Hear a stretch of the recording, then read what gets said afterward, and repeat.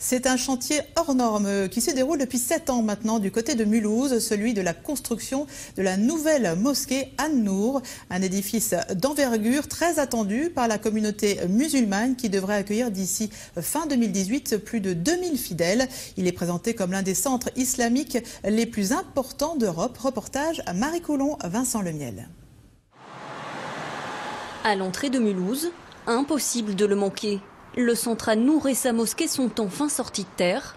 Si à l'extérieur les façades de verre et de marbre attirent les regards, à l'intérieur l'édifice est encore loin d'être terminé. Donc en fait l'objectif c'est de faire un point sur la salle de prière. Après 7 ans de travaux, il reste à donner corps à 10 000 mètres carrés de bâtiments. Un chantier hors norme, complexe.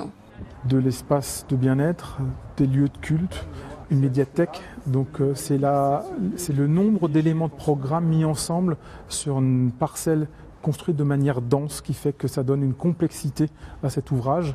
Un ouvrage d'envergure. Plus qu'un centre cultuel et culturel, le complexe abritera aussi une piscine, une salle de sport et de nombreux commerces.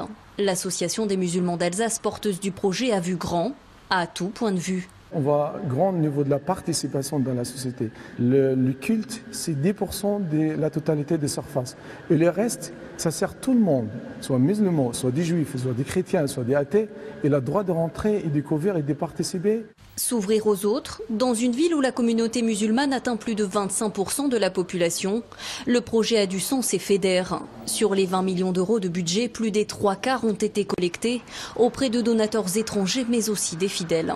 On est impatient que ça se finisse et à la fois content qu'il soit là. On est tout le temps dans des petits endroits serrés, donc là on sait que c'est une très belle mosquée et ça va peut-être aider les gens à ouvrir leur vision, quoi.